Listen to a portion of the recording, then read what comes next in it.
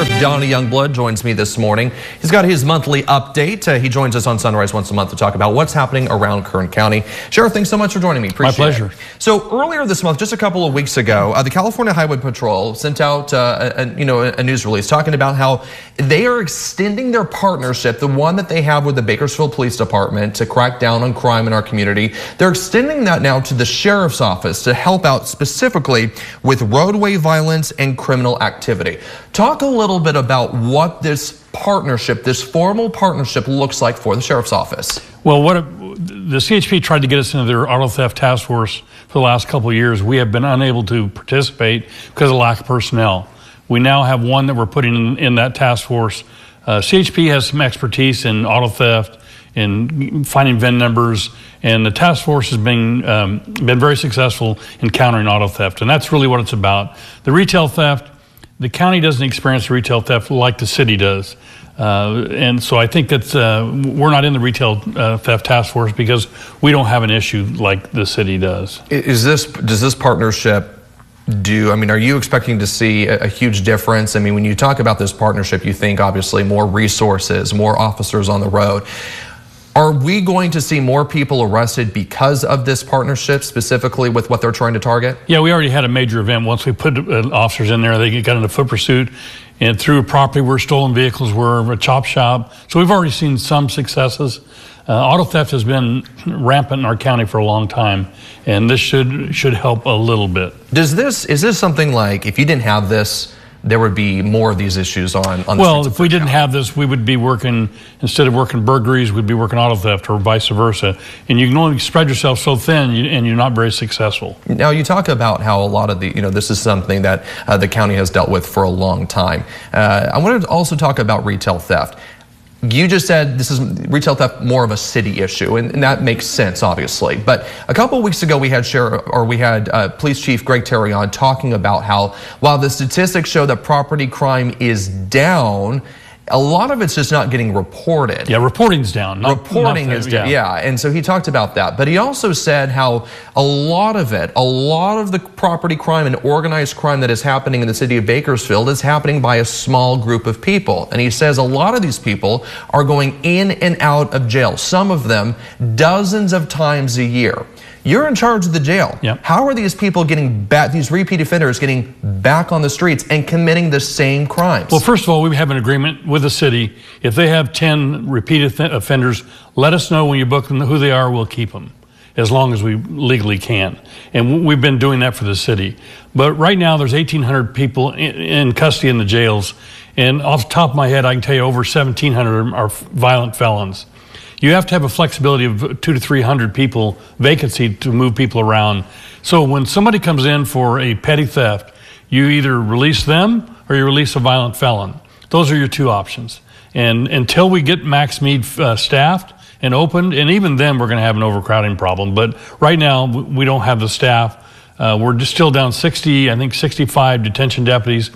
We currently have 84 people in academies right now, 24 of which are detention deputies. So we're on the increase, but it's a long process, Alex, and you lose people along the way. You talked about how this is something that is going to take a long time especially following the sales tax increase that we saw on the ballot. We're a year and a half away from, I think, from opening Max Mead, but that's just my best guess. And that's just on current conditions as of now, right? Unless things change. We also have disability rights groups in our jail it causes increased staffing. So do you think, again, when we see when you have more and more staff available to staff these beds, is it a staffing problem right now or is it a bed problem?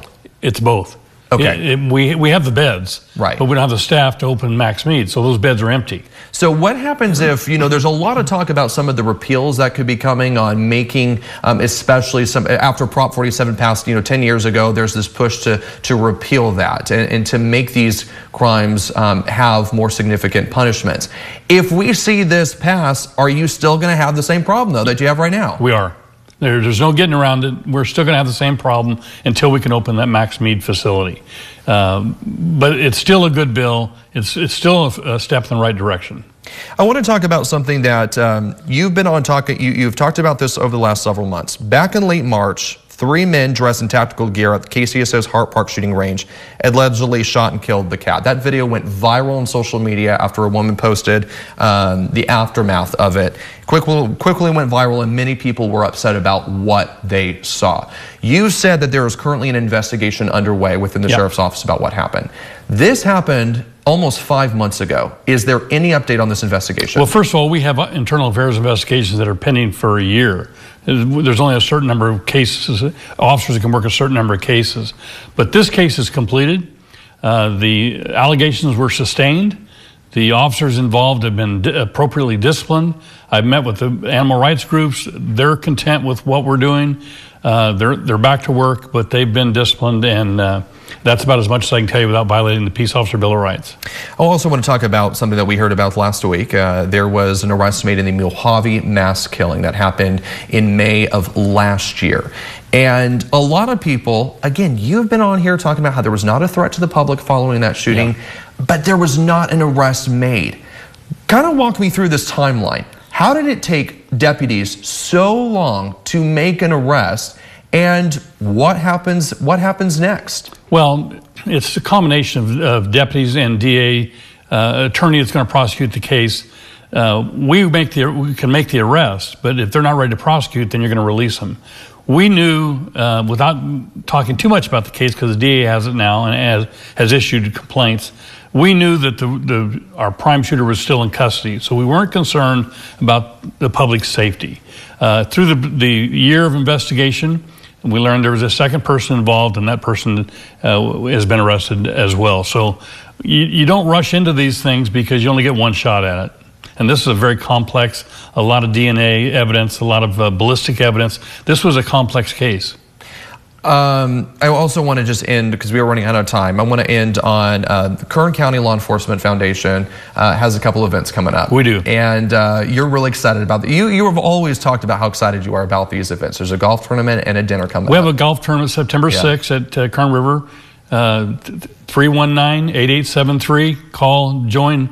It's going to be a great event. We're going to have a helicopter drop balls and give $3,000 to $4,000 away. It's really a fun event. Then I think it's October, we have our annual dinner, and we've been able to, through the chief of police in Arvin, who introduced me to Jay Leno. When I was down there, I asked Jay if he would come and just be the guest speaker at our event, and he jumped at it. So we're going to have Jay Leno, and I may be jumping the gun with the foundation. They probably weren't ready to release it, but they should have told me. So we got Jay Leno coming to Kern County. You think he's going to let you ride in some of his cars? I rode in the steam car with him, and we were going through Burbank, and people were waving to us. And I get that all the time, thinking I'm the sheriff, right? Yeah. It wasn't me. Yeah, no one cares who you are in Burbank. It was Jay Leno. All right, Sheriff Youngblood, thanks so much for coming on. I appreciate it. More news and weather coming up after the break. Stay with us.